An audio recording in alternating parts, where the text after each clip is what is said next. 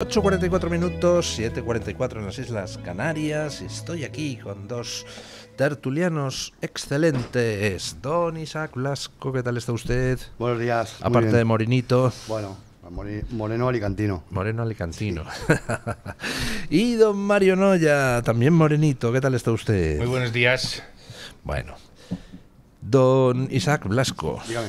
Hoy nos despertamos con entrevista a calzón quitado, no sé si del todo, pero bastante, de José Luis Ábalos en El Confidencial, donde suelta unas perlas extraordinarias. Por ejemplo, habla del rescate de Europa. Por ejemplo, suelta información sobre cómo Pepe Blanco le llenó de recomendados suyos el Ministerio de Transportes, lo cual abre una interesante perspectiva de cara a las investigaciones que parece que la UCO está haciendo sobre el lobby acento de Pepe Blanco, que sería pues, como el caso Montoro, pero en Pepe Blanco. Y luego, pues suelta una cosa donde se contradice a sí mismo, porque el 10 de julio The Objective publicó que se había reunido José Luis Ábalos con José Luis Rodríguez Zapatero para tratar del rescate de Plus Ultra. 6 días después, el propio Ábalos en Twitter ponía un mensaje: esto es un bulo, es mentira, yo no he tratado nunca con José Luis Zapatero esto, bla, bla, bla, bla. Y hoy resulta que reconoce la reunión con José Luis Rodríguez Zapatero, con lo cual pues se desmiente a sí mismo. ¿Qué le parece la entrevista que ha hecho José Luis? Es una entrevista interesante. Yo creo que Ábalos está dosificando mucho la información de que dispone, que es inmensa. Entrevistas que de algún modo vienen a compensar esa vía que tenía prevista, que era la de abrir un canal en YouTube. ¿Qué era la de? De abrir un canal que se iba a llamar La Casa en el Aire, que es un... ¿Ah, sí? ¿Iba a abrir un canal de YouTube? Sí, eso lo publicamos en Voz Populi hace un mes y medio o algo así, un par de meses, donde él preveía monetizar estas píldoras informativas que va prodigando por medios de comunicación, y que quedó frustrado fundamentalmente por el registro por parte de la UCO de su domicilio y la vuelta un poco otra vez al primerísimo plano de la actualidad informativa y judicial. Entonces hay que recordar que hace muy pocas semanas dio una extensísima entrevista en estilo en directo a OK Diario, y ahora está del Confidencial. La entrevista es interesante, pero yo honestamente, que tengo bastante trato, como sabéis, con él, y tengo información que hemos ido publicando en Voz Populi y también se ha publicado en otros medios de comunicación, no aporta grandes cosas que no se supieran, aunque es verdad que da detalle sobre algunos extremos que no estaban del todo claros. El problema y con que Ábalos, pueden tener repercusión judicial. Sí, a ver, sí y no. Depende de la valoración que se haga de las cosas que dice, si son intencionadas o responden estrictamente a los hechos. A mí, por ejemplo, hay algo que sí dice de viva voz, que él dice que ha dicho por activa y por pasiva, y a mí me parece que no lo ha dicho tan explícitamente, y es algo que a mí me parece muy sorprendente, y es algo también que está publicado, y es que, según su testimonio, y lo confirma en esta entrevista, él tuvo conocimiento del rescate de Plus Ultra cuando estaba sentado en el Consejo de Ministros. El ministro del ramo, es decir, el ministro responsable del rescate de Plus Ultra, se enteró en el Consejo de Ministros de que habían rescatado a esa aerolínea inequívocamente identificada con Venezuela a instancias... Pero hoy reconoce que no, que se reunió con Zapatero antes. Sí, pero no dice en la entrevista que hubiera hablado del rescate de Plus Ultra. Él, después de confirmar que tuvo una comida en el Ministerio con Zapatero, dice que él no sabía absolutamente nada del rescate de Plus Ultra, y de hecho implícitamente se lo atribuye a Zapatero o a la presión de Zapatero, porque le reprocha de una manera un poco indefinida, pero con Zapatero como destinatario, el hecho de que nadie, ni siquiera él, le hubiera hablado de su interés, del interés del expresidente del gobierno en el rescate de esa aerolínea. Absolutamente deficitaria, como todos sabemos, y creo que hablamos de 53 millones de Sí, una aerolínea con dos aviones operativos. A mí, de toda la entrevista, lo que más me ha llamado la atención, y eso es un hilo informativo que yo creo que va a ir cogiendo vuelo, es la relación precisamente con el expresidente de gobierno. Es decir, cómo de algún modo José Luis Ábalos sirve, no sé si involuntariamente, pero sí sirve de palanca de, digamos, de vuelta al protagonismo de Zapatero en el PSOE y en la vida pública española. Por ejemplo, valiéndose, como sugiere el propio Ábalos en la entrevista, de los propios contactos de Ábalos en Iberoamérica, para que Zapatero comience, digamos, a tender esa red de lobby internacional que todos conocemos, que maneja de una manera bastante lucrativa para su propia cuenta. A mí eso me parece que es interesante, entre otras cosas, porque las relaciones entre Zapatero y Ábalos siempre han sido bastante ambiguas y poco conocidas. Por ejemplo, nadie sabe, o poca gente conoce o recuerda, que el gran valedor de de Zapatero, antes que de Sánchez, fue Ábalos en la Comunidad Valenciana. Por ejemplo, en el año 2000, el que recoge avales para que Zapatero, en aquel congreso agónico, se convierta en secretario general del Partido Socialista, en la Comunidad Valenciana, que es una federación singularmente relevante en la estructura política del PSOE, es José Luis Ábalos Melo. O sea que a Ábalos le tenemos que agradecer el que llegaran a la Secretaría General del Partido Socialista sucesivamente. Entre otros. También Alfonso Guerra, creo yo que hizo algo. Ah, muy bien. Don Mario. Sí, no, eso es. En esa casa todos hablan mal de todos y todos llevan razón, ¿no? Sí. Que decía el otro.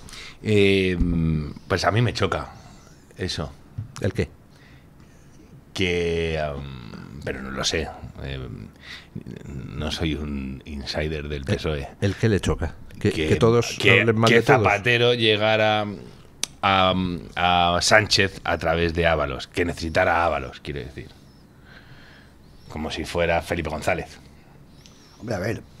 Creo. Él lo explica, pero es que no cuenta nada que no se sepa, ni que no esté en la hemeroteca. Él dice que Zapatero era un entusiasta seguidor de la candidatura de Susana Díaz. Y que eso, evidentemente, a Sánchez, pues de algún modo sí, que le hacía ponerle una cruz. Le incomodó con respecto a Zapatero. Esa labor de Zapatero, hay que recordar que Zapatero comienza a coger, digamos, protagonismo. Oye, perdona, Mario, que te no, haces bien. El argumento. No te preocupes. Zapatero comienza, curiosamente, cuando, por ejemplo, la relación con Venezuela, que me parece singularmente importante. Es decir, Zapatero se convierte en una especie de embajador tácito del gobierno de España ante el régimen de Maduro y también del Partido Socialista cuando irrumpe en escena un tal Víctor Aldama. Es decir, a medida que Aldama va cogiendo protagonismo como empresario, vamos a llamarlo conseguidor, de empresas españolas con intereses en Venezuela, es Zapatero el que va tratando de contrarrestar ese protagonismo, amparándose en la normalización de relaciones que tiene con Pedro Sánchez, hasta convertirse en una especie de ministro en la sombra como es hoy. Y bueno, y por otro lado, lo de Zapatero no es lobby. Es infinitamente más siniestro y repugnante que un lobby. Y además, bueno, claro, como lobby tiene muy mala... La palabra lobby tiene muy mala prensa, a veces la gente se confunde cuáles son las labores de unos lobbies. Y los lobbies que son lobbies están registrados, en fin, que es relativamente fácil ver qué hacen, a qué se dedican y auditarlos y controlarlos. Mucho más en Estados Unidos, por ejemplo, ¿no? Son infinitamente más explícitos con las labores de los lobbies. Lo de Zapatero es infinitamente, ya digo, más siniestro. Y ojalá Zapatero acabe donde merece acabar. En España o en Venezuela. O sea, él se merecería acabar como merece en Venezuela, por el daño que ha hecho. Pero vamos, que tampoco me molestaría verlo acabar como se merece en España, porque ha sido un tipo que ha hecho muchísimo daño y es uno de los grandes responsables de la putrefacción del ambiente cívico en España. Sin duda.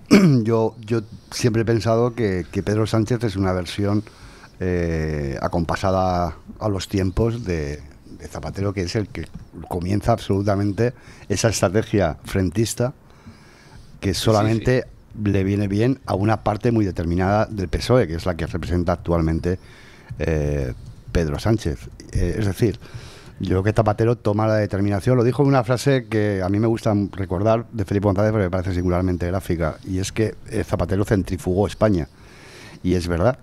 Y yo creo que a partir de los gobiernos de José Luis Rodríguez Zapatero, comenzados con aquel trauma que todos vivimos en este país, con los atentados de los trenes de Atocha, yo creo que se abre una etapa de polarización, de enfrentamiento y de crispación social y cívica, como dice Mario, que tiene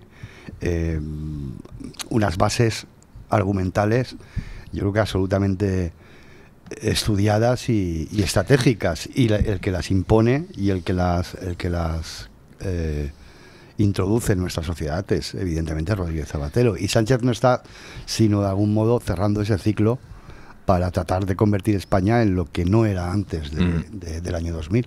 Y sobre todo, fijaos, porque lo peor de todo, ¿no? Es ver lo del no hay necesidad. O sea, en algún momento te paras y dices, no había la menor razón para eso, para sembrar esa discordia civil. Ninguna.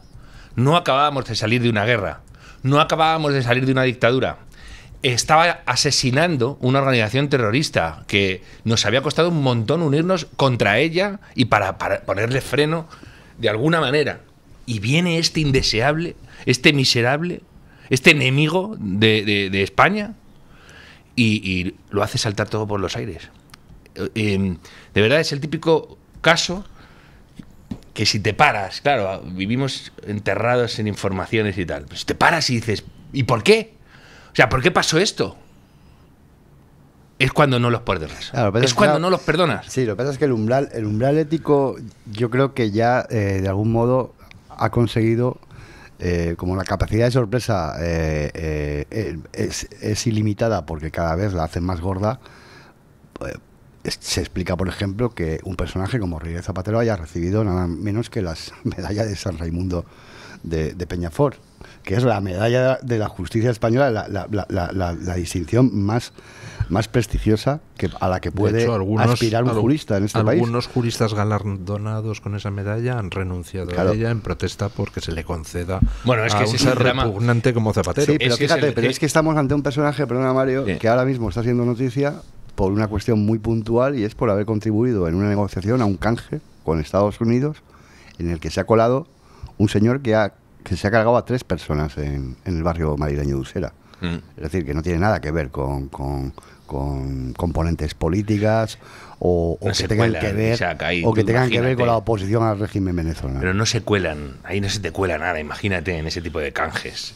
Y estando bueno, hoy Voz Populi lleva una entrevista a la que dice el abogado de las familias de las víctimas, dicen que Zapatero evidentemente era consciente y conocedor de la condición de asesino es que es siniestro, es un personaje siniestro, es de no creer lo de este tipo, y que haya llegado donde ha llegado y que se le esté resucitando.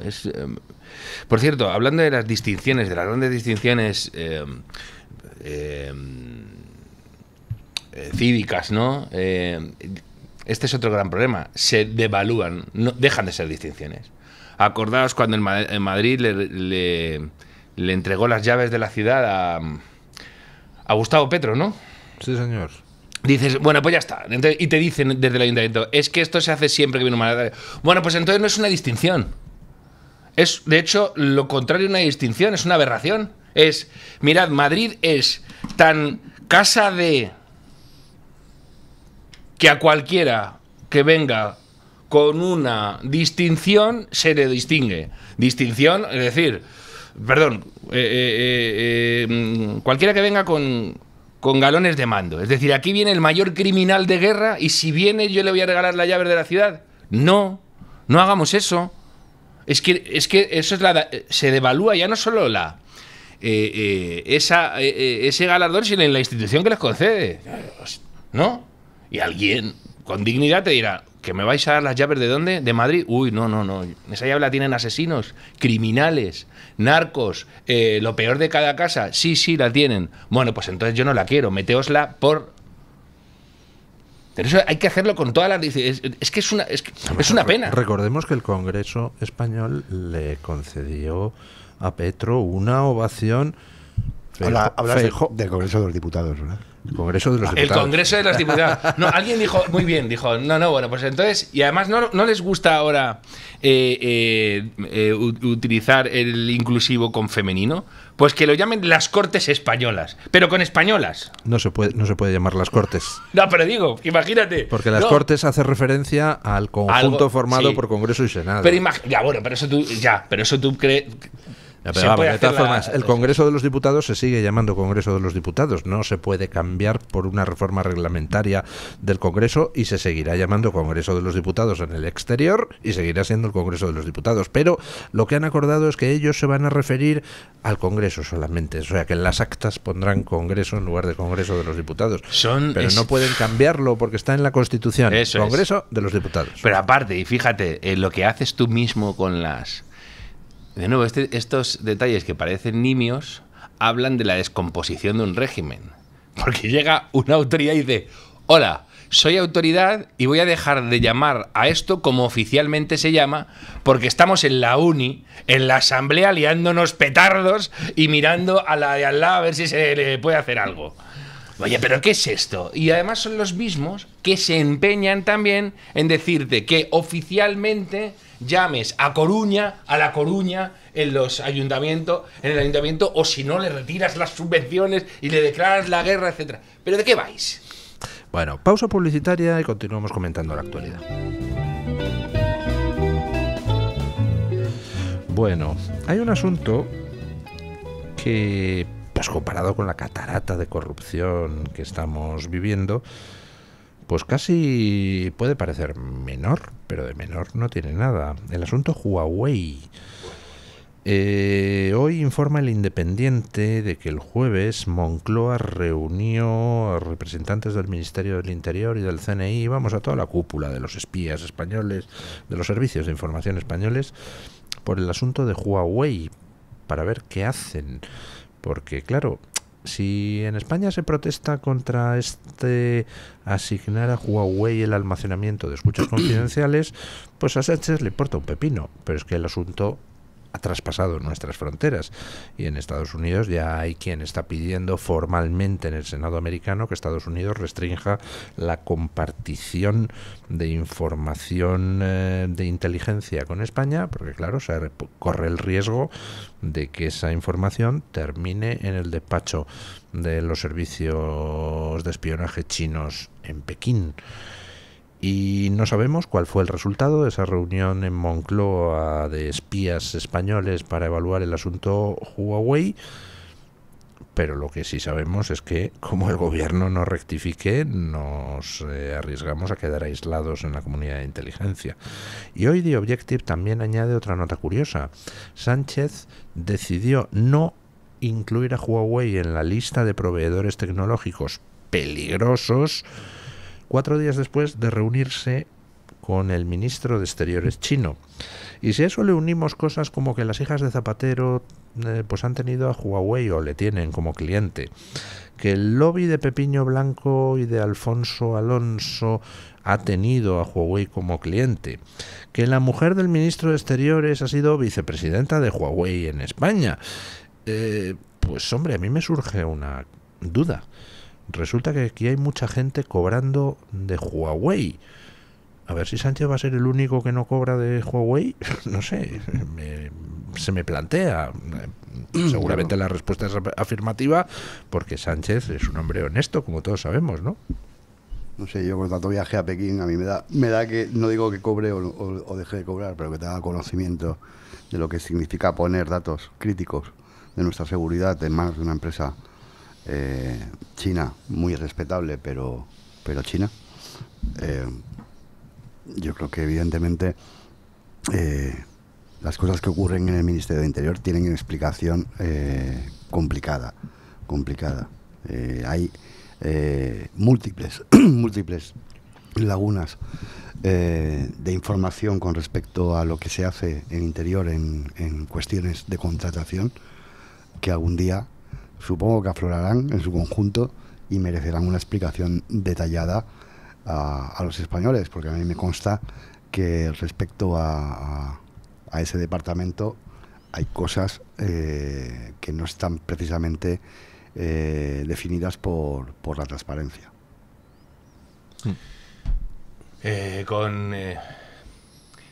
Vamos a ver, cuando se habla de China, etcétera, al final mucha gente que no está en el cogollo o que no sigue con la atención que siguen los periodistas la información, la vida informativa, dirán, ya están estos con la conspiración judío-masónica de estos días, ¿no? Que es la China comunista que entra a todos lados. Bueno, pues lo siento, pero es que es así. Lo siento, pero es que es así. Y en China, la ley obliga a las empresas, y no solo a las empresas, a los ciudadanos chinos, a colaborar con el Estado en todo lo relacionado con la protección, la preservación de la seguridad nacional. Así que es absolutamente lógico que todas las democracias pongan todos los reparos a la intervención de agentes chinos en sectores económicos, sectores sensibles, sean económicos o no. Y por eso Huawei ha tenido tantos problemas para desplegar su red de 5G, por ejemplo, ¿no? No sé si fue The Objective, ¿no? Don Luis, ayer,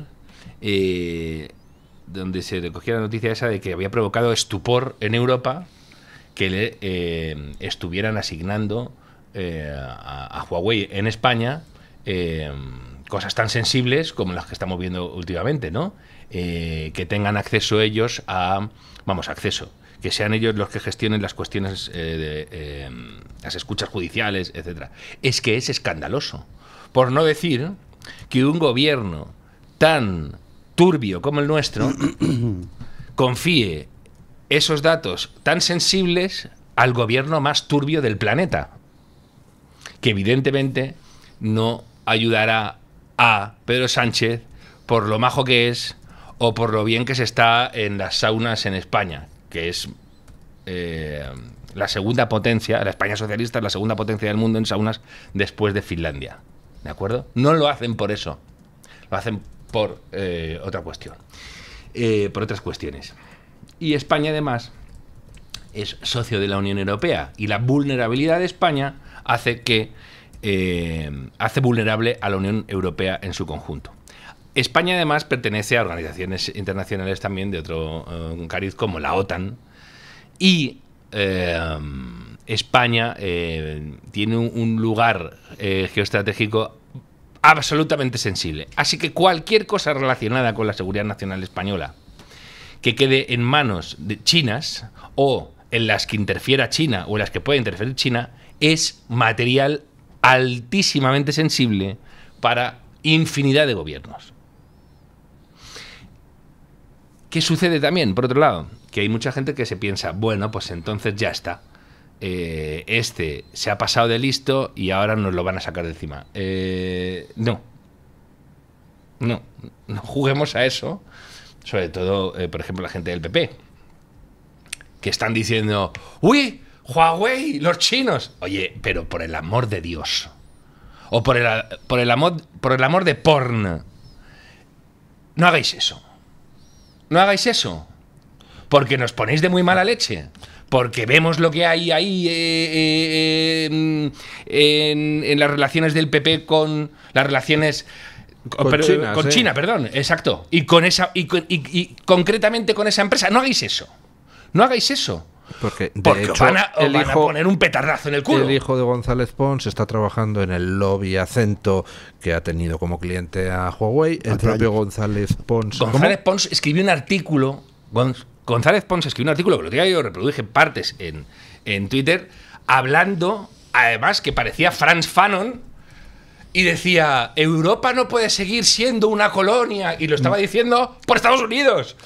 Por Estados Unidos. Y decía, Huawei no se puede seguir adelante con el 5G sin Huawei. Oye, tíos, entonces, si estáis ahí y estáis de la manita con vuestro acuerdo estratégico con el Partido Comunista Chino, que es que esto es algo que produce escalofríos. Pero bueno, fíjate, Mario, Acento tiene un contrato suscrito con Huawei de 300.000 euros que está registrado en el registro de lobbies de Bruselas con luz y taquígrafos.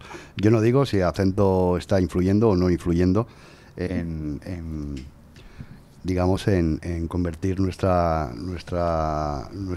información clasificada en pasto de los espías chinos y de los intereses geoestratégicos del gigante asiático. A mí me inquieta más la figura de Zapatero. Yo quiero saber, porque además el Partido Popular en concreto ha planteado baterías y baterías de preguntas parlamentarias para tener acceso o para que se dé explicaciones sobre cuáles son los contactos y los negocios que Zapatero ha allanado al gobierno de Sánchez en sus visitas oficiales a Pekín.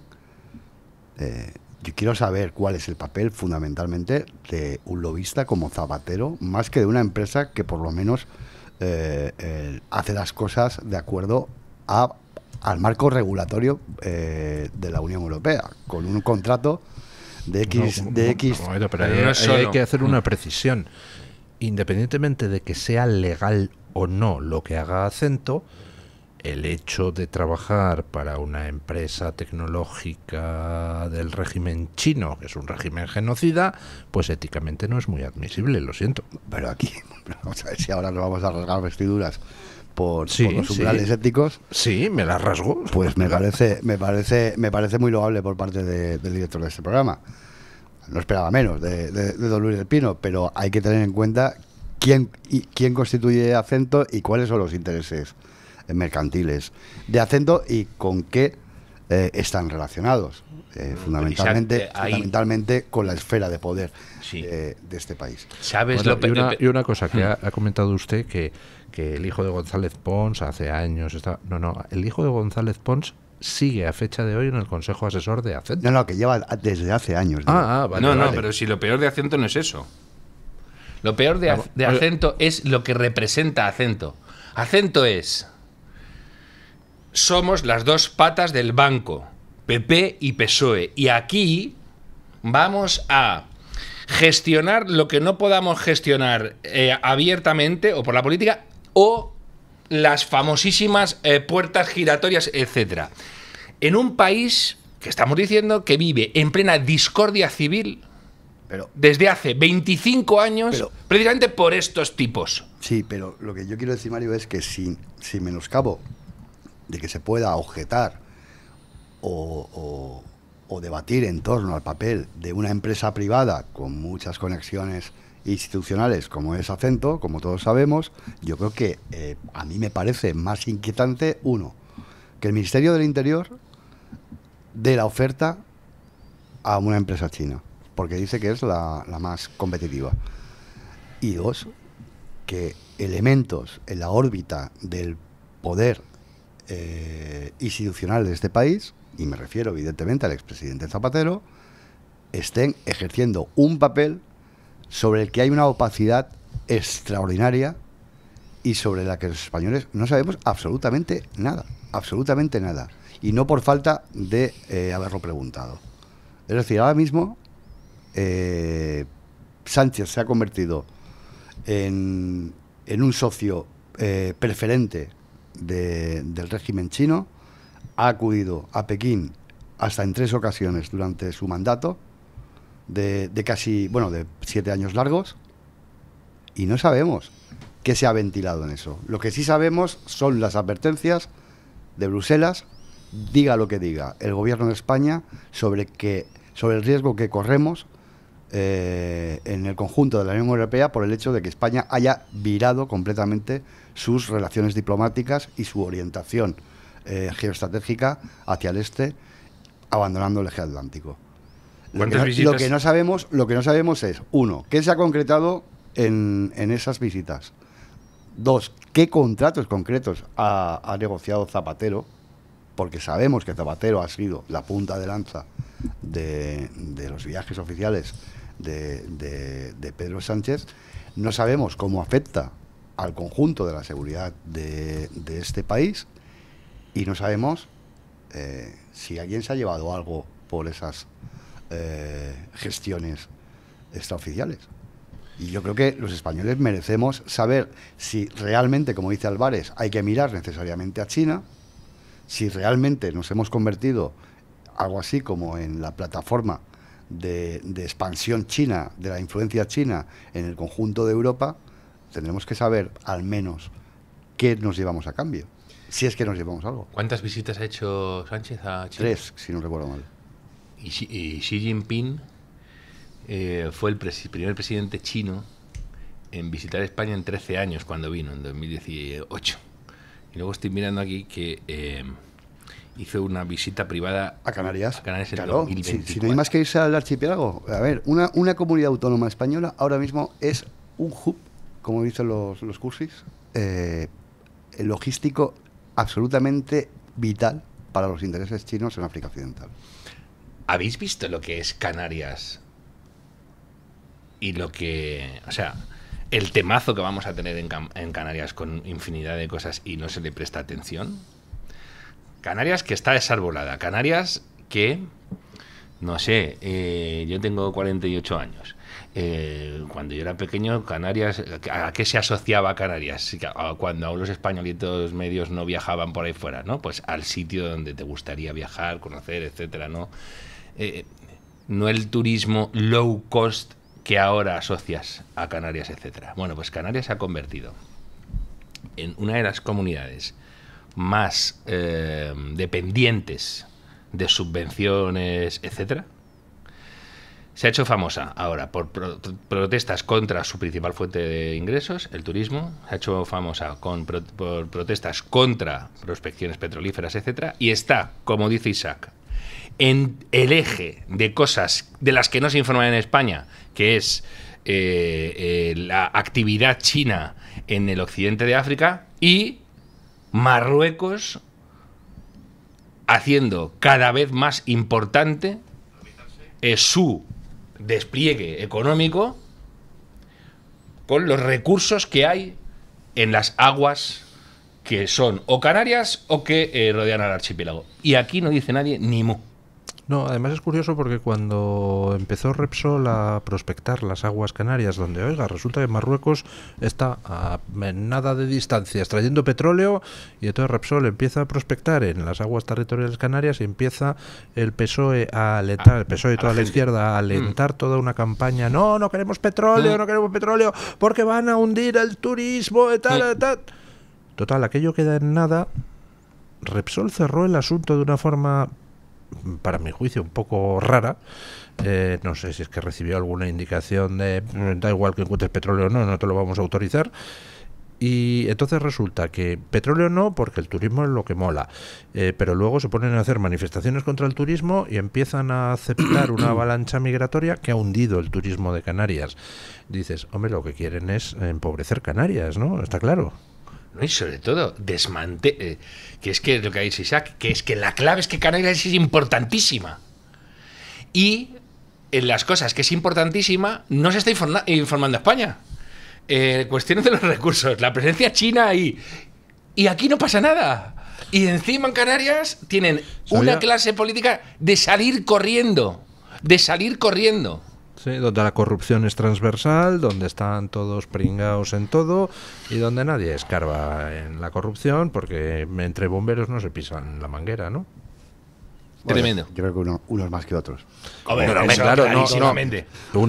unos más que otros, sin duda, pero vamos, la corrupción en Canarias es bastante transversal en el sentido de que afecta a PP, a PSOE, bueno, perdón, por orden, PSOE, Coalición Canaria, PP. Bueno, yo creo que Coalición Canaria en eso es difícilmente batible, pero...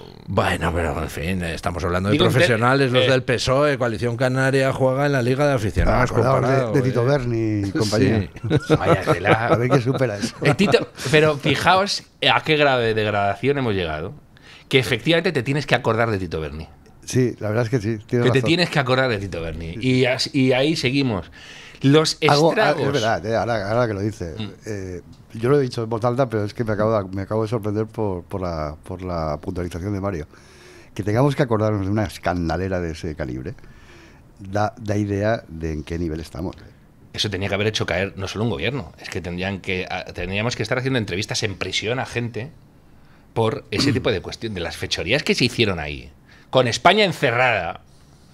Es que nos ha caído de todo y estamos tragando de todo, los estragos que han causado y lo que va a costar rehacer lo que estos han destrozado. No está escrito. A mí es lo que realmente, fíjate, yo creo que ahora mismo que estamos, y lo vimos ayer, yo creo que se visualizó en el Congreso de los Diputados de una manera palmaria.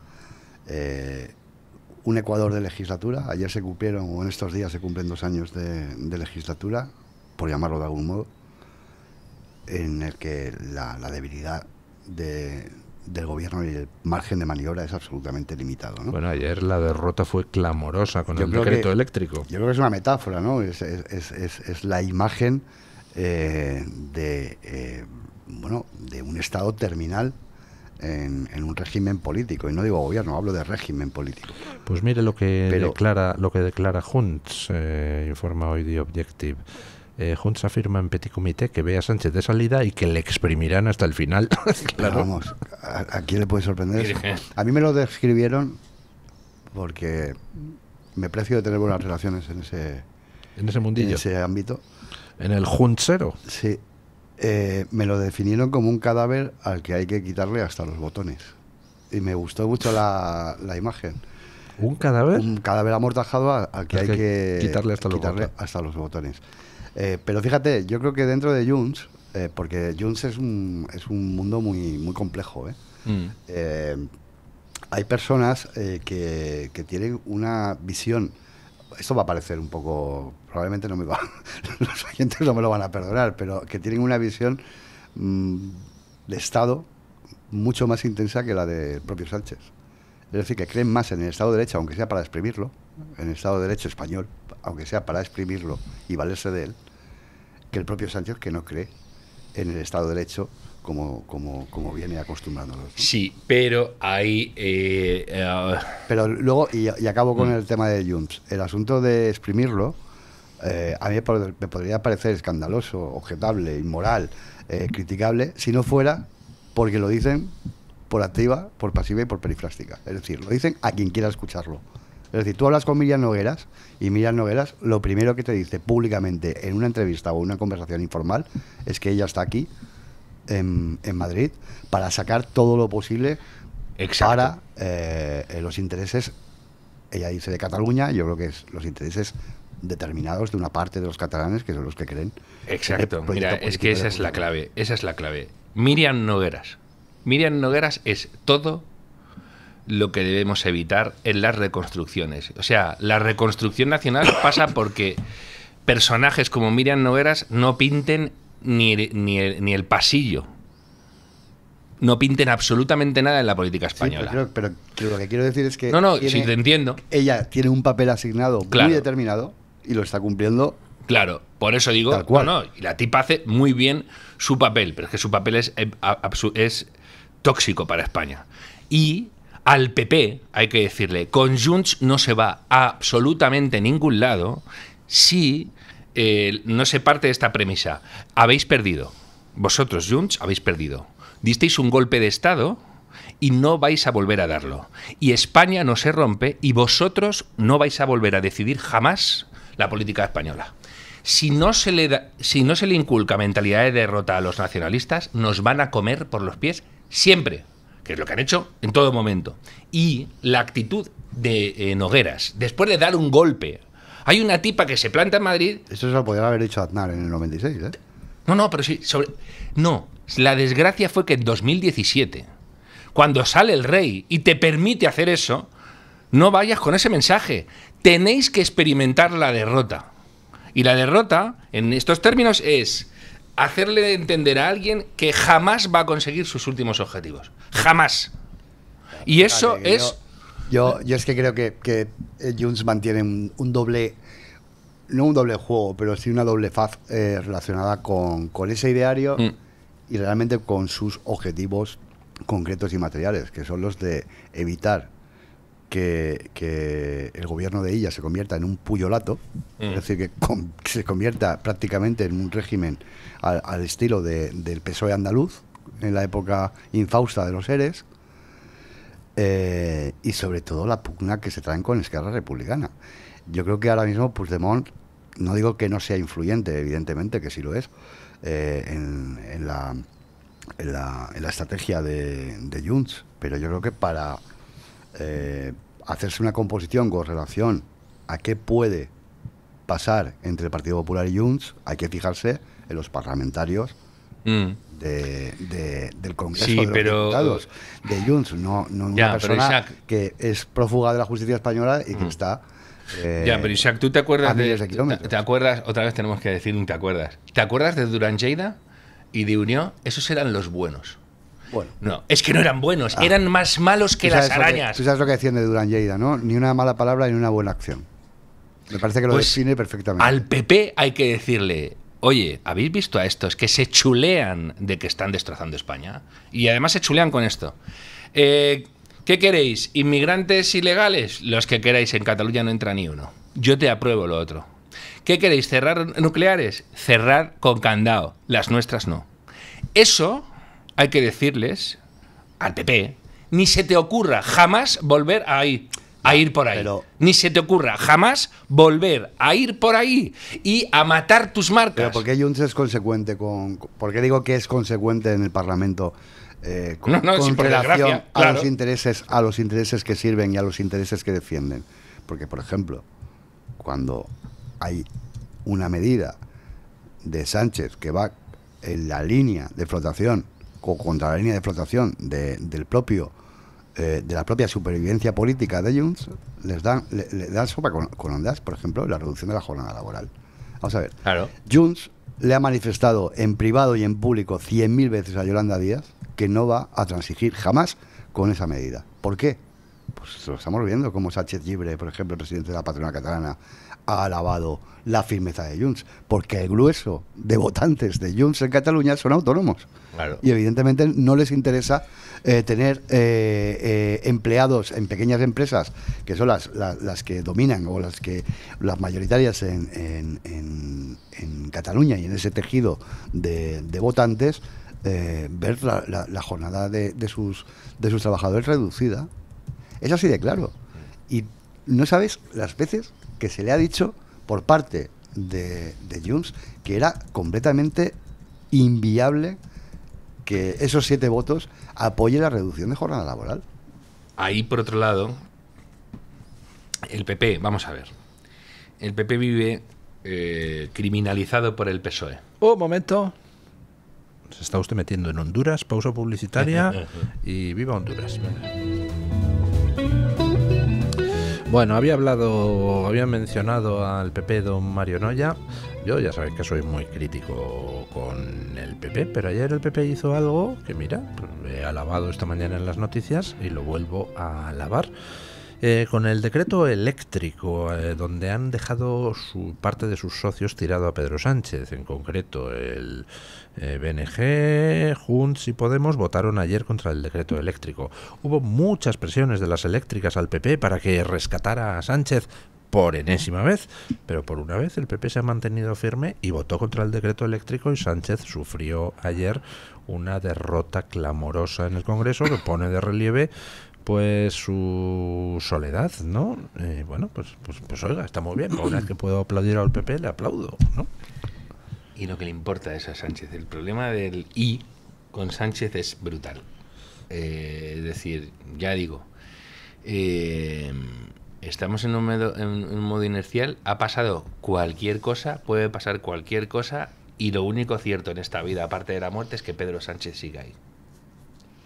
Y no hay manera de bajarlo. Y hay unos tipos... Bueno, pues entonces hay que coger en judo, la técnica consiste en coger la fuerza del enemigo y utilizarla en su contra, ¿no? Entonces, que Sánchez decide seguir contra viento y marea, pues estupendo, aprovechemos ese impulso de Sánchez para al menos sacar un beneficio para España, que es la destrucción absoluta del Partido Socialista, que ya sé que a Sánchez le importa un bledo, pero a mí no me importa un bledo. Yo quiero que el Partido Socialista desaparezca, porque es un cáncer, el mayor cáncer de Eso la no se lo democracia dices a Moreno española. Bonilla a la cara. Bueno, se lo digo hasta en las redes. No, es claro. Y luego, el PP, en este tipo de cosas... Ahora, lo que iba a decir antes de ir a publicidad, es... tiene que aprovechar ciertos vientos de cola que deja el propio Junts. Junts se chulea de ciertas cosas que hace, y Junts, que es un partido muy de derechas, le restriega al gobierno más de izquierdas de toda Europa las cosas que le hace tragar, ¿no? ¿Por qué no aprovechas ahí Partido Popular? Isaac acaba de decir, les tumbamos la reforma laboral, les tumbamos un montón de cosas y les damos argumentos y no nos dicen ni mu. Porque la criminalización que se hace de la derecha y de la izquierda no atañe jamás a Junts. Y pueden pactar con Junts o con quien sea. Bueno, no os quiero ni contar lo que se hacía con el PNV cuando el PNV era de derechas. Que aquí hay que decir claramente que el PNV ya no es eso. Lo digo para que tampoco nos llevemos sorpresas ni nos hagamos trampas al solitario. El PNV ha experimentado una mutación. Ahora mismo probablemente no tenga ningún principio ideológico básico que no sea hispanofobia. Y puede, ojalá le pase lo que le ha pasado al Partido Nacionalista Escocés, que está como está. Mira, el PNV, Pero tiene esa deriva, ¿eh? Está cometiendo el error de ser la copia de Bildu. Está en esa deriva, está en una deriva woke ¿Para qué? grotesca. Para tratar de mantener esa hegemonía que ha tenido tradicionalmente en el País Vasco, y evidentemente las nuevas generaciones vascas, que son los que están respaldando indiscutiblemente a Bildu, van a votar al original. Si es que esto está todo inventado. A mí me parece una estrategia suicida la del PNV, que va a pagar claramente en el futuro sin ningún tipo de duda. Y además con el añadido de que ni siquiera es el Partido Nacionalista Escocés en términos reales, porque el Partido Nacionalista Escocés, aunque está en una crisis tremenda y aunque parecía que iba a salir muy reforzado del Brexit y tal, y es que no hay quien lo resucite, pero sigue teniendo mucho poder en Escocia, que es mucho más monocromática en eso que el País Vasco. Y el PNV se ha desdibujado por completo, y ahora es un partido mucho más, es una cosa woke y de intereses y de voy a ver qué podemos hacer para machacar España y que no se me confunda con el PP, no te quiero ni contar con Pero vos. fíjate, Mario, puestos a hacer teorías sobre el tiempo de descuento que queda con Sánchez, porque yo estoy convencido, yo tengo el convencimiento de que esto se ha acabado. Es cuestión de cuándo se va a acabar, pero que se ha acabado y que es irreversible, yo no tengo ninguna duda. Yo tengo el convencimiento de que es mucho más factible que el Partido Popular y Junts puedan por lo menos sentarse a hablar, que lo haga el Partido Popular con el PNV, donde las relaciones son absolutamente inexistentes. Es decir, el PP tiene una inquina especial hacia la actitud absolutamente ventajista del Partido Nacionalista Vasco, y esos puentes van a ser muy difíciles de recomponer. Pues yo prefiero que, más que hacer esas aproximaciones, se haga aproximación en clave nacional. Pero bueno, no, si es que el problema es que el PP también necesita hacérselo mirar y refundarse, porque si no se va a pensar eso que ha dicho Luis, de el PSOE va a fenecer después del huracán Sánchez, que ya veremos que no van a quedar ni los restos. Ya veremos, estamos diciendo lo mismo de Sánchez desde hace 7 años, y del PSOE yo he visto situaciones así de calamitosas y siempre es un corcho, no hay que lo hunda. Que cuando tú no manejas tu agenda, cuando tú no tienes posibilidad, cuando tú tienes que aferrarte a un ministro que gobernó hace 7 años para tratar de disimular y de esconder tus miserias, cuando pierdes de una manera tan oprobiosa un decreto en el Congreso de los Diputados con todo el arco parlamentario en contra, eso no hay que lo remonte, Mario. La política es una cuestión, es como otras muchas actividades de esta vida, es una cuestión anímica. Ojalá. Y ahora mismo Pedro Sánchez sabe que es un cadáver político, y lo peor o lo mejor para el conjunto de los españoles es que su entorno lo sabe igualmente. Pero por eso mismo digo que, mira, comprando eso, que ojalá, pero que no lo acabo de ver, está claro que sí que el PSOE está en una crisis salvaje, ¿no? El PP se puede pensar que a él no le va a pasar. Bueno, vamos a ver, no, por eso es que quiero volver a como lo de Tito Berni. Sí. Una crisis salvaje no, es que está con su exsecretario de organización en la cárcel. Que sí, pero yo lo he visto con ministros y secretarios de Estado presos y han vuelto a ganar elecciones. Pero por razones muy diferentes. Por razones muy diferentes. ¿Qué sucede? Que yo lo que necesito es que el PP diga, ojo, que es que yo puedo tener un desplome socialista. El PP. Digo, pero que a mí, por ejemplo, estábamos hablando de qué hay que hacer en la recomposición. Pero pero déjame decir una cosa. Lo ha dicho Luis. Tú dices, prefiero que emprendan vías de comunicación con Junts que con el PNV, pero algo tendrá que ir por ahí. Eso sigue siendo una reconfiguración del mapa político como el de hace 25 años. Que se trata de generar una mayoría sobre otros valores Luis, y ejes. Que lo ha dicho Luis, que es clave lo que ha dicho. Que la diferencia entre el Partido Popular de antes del Congreso Extraordinario de hace menos de un mes y hoy es que ayer el Partido Popular no se plegó a la presión de las eléctricas y evidenció un discurso propio, diferenciado de Vox y de los que no son Vox. Y eso a mí me parece determinante. Me parece determinante con vistas, digamos, a acreditarse socialmente como una alternativa de gobierno. Y esa es la diferencia que se ha producido en los últimos meses, espoleada, evidentemente, no solo por la dinámica interna del Partido Popular, sino por la tampoco catástrofe nos vengamos arriba en el gobierno. No, yo no estoy diciendo que mañana ayer Alberto Núñez Fijo vaya a ser presidente de gobierno. No, lo que digo es que ayer el PP hizo una cosa bien, que fue lo del decreto eléctrico, votar en contra de Sánchez. Pero es que eso... Pero luego en la mesa del Congreso decidió poner el retrato de la pasionaria en el Congreso y ahí el PP se abstuvo en lugar de votar en contra. Es decir, están ahí nadando en la cosa de quiero hacer lo correcto, pero afortunadamente logro evitar caer en la tentación. Yo llevo bastante peor el mensaje que lanza.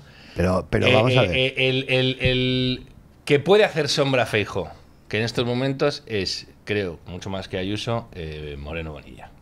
Cuando dice, necesitamos 50ª vez algo que sabe que molesta profundamente al 90% de la derecha sociológica. Necesitamos a un PSOE de Estado, el buen PSOE. Pero aquí hay que preguntarse si a los militantes y a los votantes del PP andaluz les molesta decir que necesitamos un PSOE decente. Yo soy de los que piensa, es que yo discrepo profundamente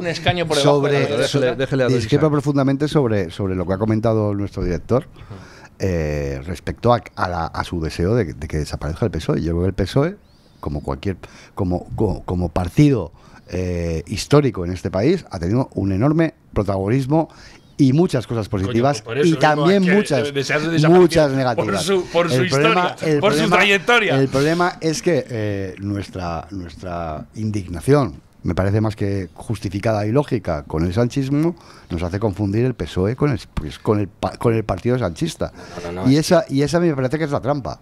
Es que, vamos a ver, es que yo suscribo que el PSOE es necesario para una democracia representativa al uso como la que nos dimos después de la transición democrática. Pues yo no, ¿sabes por qué? Porque el PSOE fue, mirad, hay una constante histórica en el PSOE, que es un partido que no ha hecho o sea, que ha obtenido cosas que no se han merecido, le han puesto en una situación excepcional para poder gobernar y ha reventado España. No fue el que trajo la República y fue el que destrozó la República. No fue el que hizo la evolución positiva de la restauración y fue uno de los elementos que socavaron la restauración, sobre todo al final. Evidentemente no luchó contra el franquismo y se le puso a huevo el poder. ¿Y qué hizo? Pero ¿cómo se le puso a huevo? Se le puso a huevo el poder. ¿Quién se lo puso? ¿Quién? Se amañaron las elecciones. Las elecciones de octubre de 82 se amañaron para que Felipe González ganara por mayoría absolutísima. Está bien documentado por encima del PC, los que le hicieron, los que apartaron al PC. Pues como se hizo en Italia, como se hizo en Italia. Digo que ellos no lo merecían y ¿cómo respondieron? ¿Quién enterró a Montesquieu aquí? ¿Y quién vino con vocación de generar un PSOE que fuera un régimen? Creo que ha quedado claro. Aquí a mi derecha consideran que el PSOE estaría bien que desapareciera, cosa con lo que yo concuerdo. Aquí a mi izquierda consideran que España necesita pues el PSOE o un partido similar. No han dicho un partido similar, porque eso se puede firmar. Es el PSOE. Vale. Necesita un PSOE centrado en socialdemócrata. Ya han quedado claras las dos posturas.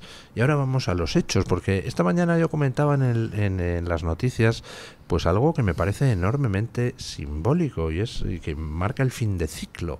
El ciclo en el que estamos ahora se inició no con el 11M, no con las elecciones del 14M del 2004, se inició con la agitación callejera que el Partido Socialista puso en marcha en torno a la guerra de Irak y al Prestige, y en ese inicio del ciclo jugó un papel fundamental una canción, la canción del Mago de Oz de Ven, quiero oír tu voz, y si aún nos queda amor, impidamos que esto muera.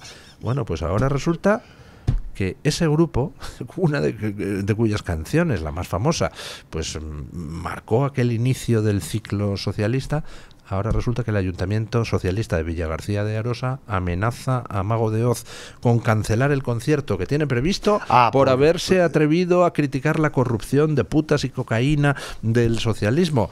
Oiga, es que es ultra simbólico, me encanta. O sea, sí. Que creamos en que hace falta un PSOE o no hace falta un PSOE, lo que es cierto es que el ciclo del PSOE se ha cerrado. Desde luego.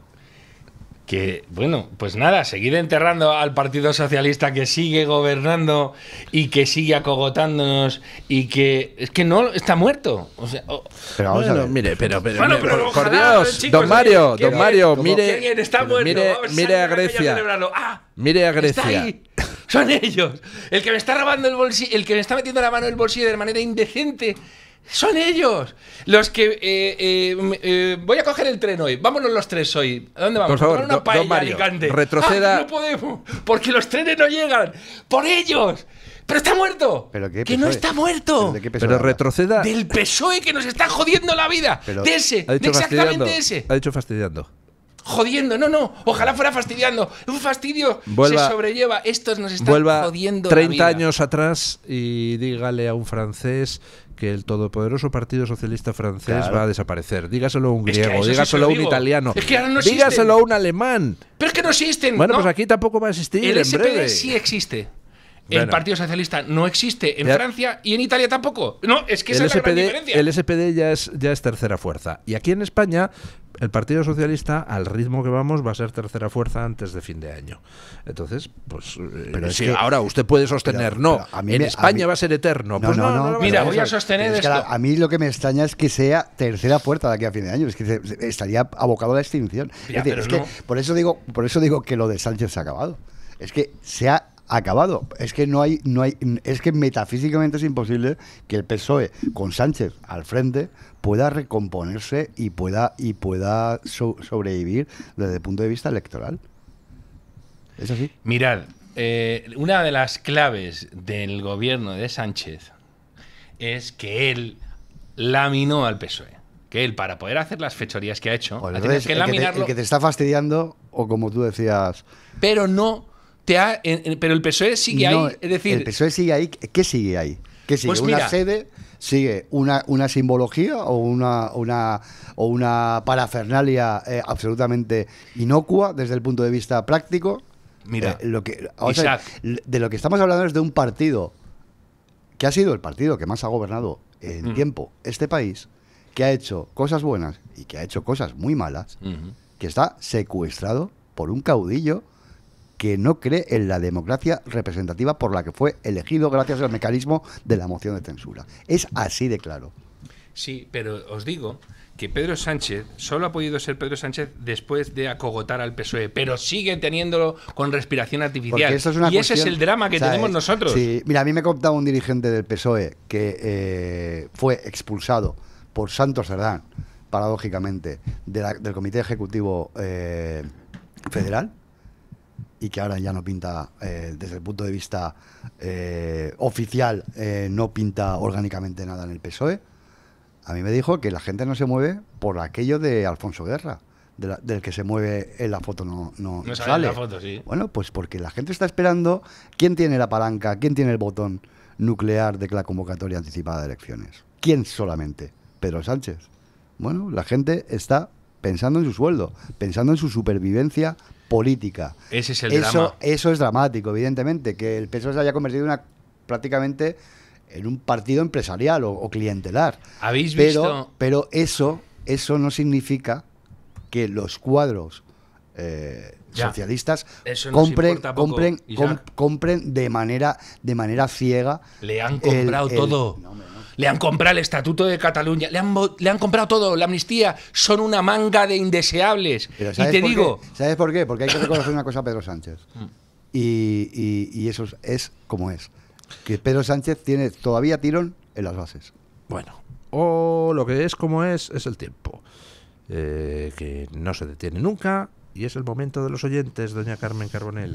¿Qué tal, don Luis? Muy buenos días de nuevo. Y les preguntábamos a los oyentes qué le parece que la alcaldesa de Ripoll, de Alianza Catalana, haya prohibido el burkini en las piscinas municipales. Y hacíamos alusión a esa información que les contábamos, en la que Silvia Orriols había comentado cómo precisamente el burkini impide maniobras de rescate por parte de los socorristas, y aludiendo precisamente a esas razones técnicas de seguridad, se prohibía el burkini en las piscinas municipales de Ripoll, en Cataluña. Las 4 opciones que dábamos eran bien, mal, no lo sé y me da igual. En Twitter... ¿Qué votan ustedes? A mí me parece perfecto. Estoy por votar, no lo sé, porque tiene un 0%. Es que es curioso. En Twitter hay un 0% de encuestados que, pues por lo menos tienen una opinión. Sea la que sea, tienen una opinión. Hay un 4% que me preocupa, don Luis, que dice me da igual. A la gente no le pueden dar igual este tipo de cosas. Hay muchos que dicen que como es en Cataluña les da igual, y a mí eso me da mucha pena, porque Cataluña es España. Así que le debería preocupar a todos los españoles. Bueno, el caso es que hay un 1% que le parece mal, y hay un 95% de los encuestados que les parece bien esta medida. 95. Exacto, ya sean por razones, como ha dicho la alcaldesa de Ripoll, por razones de seguridad respecto al socorrista, o por otro tipo de razones. Voy con comentarios de Twitter. Merche Canalejo dice: si hay un código de vestimenta, debemos cumplirlo todos. A nadie se le permite bañarse vestido, ni siquiera con camiseta. Por tanto, tampoco con burkini. Esta medida de la camiseta es muy polémica, y de hecho hay muchas personas que hacen alusión a ella, así como a una práctica que los jóvenes, por ejemplo, utilizan mucho, que es la de llevar calzoncillos debajo del bañador, y que tampoco está permitido en ciertas... Es que yo pido el despliegue de la OTAN. Es que es un asco tan feroz, y encima no sé si lo hacen por moda o por lo que sea, pero de verdad, o sea, bueno, no, es que iba a decir tal disparate, eso es una asquerosidad de tal calibre. Y además te dicen, no, es por higiene. ¿Qué higiene? ¿Qué higiene? ¿Qué higiene? Primero, los adolescentes no sois los más limpios del planeta. Y si os metéis con calzoncillos en una piscina, no te quiero ni contar lo que sois. Así, matizando, ¿no? No, digo en general, claro, pero es verdad. Así que es peor que el burkini, no te digo más. Me está usted dejando estupefacto. Por el amor de Dios, yo cuando les veo ahí, encima vacilan, y yo... ¡Por Dios! Te dirían Mario- boomer, ¿no? Por lo menos. Mario no ya está dejando de moderada a Silvia Orriols de Alianza Catalana, porque Silvia Orriols simplemente ha Mira, aludido. ya está el señor mayor quejándose. Exacto, en fin, bueno. Perdón. Yolanda MP dice en Twitter: me parece feminista, europeísta e higiénica la medida. Espero que la prohibición se haga extensible al resto de España, como por ejemplo en Ceuta, donde se permite desde hace muchos años su uso por parte de los gobiernos del Partido Popular. Yo no sabía lo que pasaba en Ceuta con el burkini, pero parece ser, según nos dice Yolanda, que allí sí que se permite. Alguien que se hace llamar Proyecto Abedul dice que en una democracia verdadera no es correcto ni admisible prohibir ni imponer modos de vestir a la gente, y menos si tapan el cuerpo o el pelo, porque eso no hace daño a nadie, salvo aquellas prendas que ocultan el rostro a efectos de identificación por seguridad. Hombre, sí hace daño, ¿eh? O sea, yo eso de que se meta alguien con un ropón ahí en mitad de la piscina, digo, a lavar la ropa a la lavadora de su casa, no aquí a la piscina de todo el mundo, ¿no? Es que de hecho esta razón higiénica es una de las que se ponían encima de la mesa, pero este oyente, por ejemplo, habla de esos temas relacionados con la seguridad, y justo es la seguridad a lo que ha hecho alusión Silvia Orriols por parte de Alianza Catalana, hablando de cómo es de complicado efectuar un rescate a una persona que está portando un burkini, ¿no? Que para los socorristas es algo realmente arriesgado. Y en las publicaciones de YouTube les dejo un comentario de Joaquina Rodríguez Menéndez, que dice que cree que por algún lado hay que empezar. Esta gente tiene que entender que no están en su país, ni siquiera en uno de sus mismas tradiciones. Es más, añade, a estos países no suelen emigrar. Habría que preguntarse por qué. Pues muchísimas gracias, doña Carmen Carbonell, y a todos los oyentes que han participado en la Twitter encuesta, en la libre encuesta. Gracias, don Mario Noya, por estar con nosotros. Gracias, don Isaac Blasco. Un placer, muchas y gracias, ponemos Luis. punto final a la tertulia pues con nuestro amigo don Paco Linares, que se pregunta si han disuelto el Congreso de los Diputados. Buenos días, don Paco. Muy buenos días, don Luis del Pino. Gracias. Ayer se tomaron muchas medidas en el antes llamado Congreso de los Diputados. Yo creí oír que desaparecerían los diputados actuales. Pensé en la disolución del Congreso y que convocarían nuevas elecciones. Me dije, hombre, por fin queda un poco de vergüenza en la Cámara Baja. Pero no. Entonces me enteré que solo era un cambio de nombre estúpido y que vamos a pagar entre todos. Impresos, papelería, sobre. También, ese mandamiento, recuerdan que conocemos todos los periodistas, antes la muerte que la fuente sagrada, se está acercando. En principio no se va a llegar a la muerte, sino a las multas de cientos de miles de euros. Está claro. Esconden tantas cosas que no quieren que usted ni nadie se entere. Con su dinero van a hacer lo que les dé la gana. Y otra restricción totalitaria que nos dicen a algunos periodistas, es decir, si viene usted al Congreso, le podemos meter preso. Bueno, no nos van a invitar. Además de arruinarse la vida, porque esto va de mal en peor. Quieren asesinar el periodismo incómodo, el periodismo de investigación. Cosas tan ciertas como las que cuento me pueden arrojar a la indigencia. Dos ejemplos. La ministra del Dinero y candidata a la Junta de Andalucía, María Jesús Montero, no apareció por Barcelona. Y estamos esperando que explique a los andaluces por qué el cupo catalán era imposible hace unos meses y ahora es lo mejor para todas las comunidades autónomas.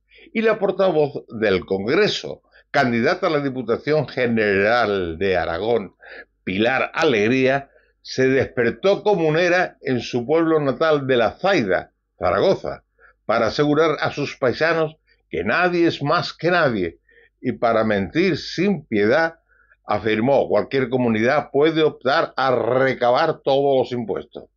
¿Autorizaría el gobierno 17 agencias tributarias? ¿Quién pagaría el Fondo de Solidaridad Interregional? Este es el sanchismo insolidario y desigual. Y encima nos quieren endiñar en Andalucía a María Jesús Montero. Mañana más y mejor. Punto final.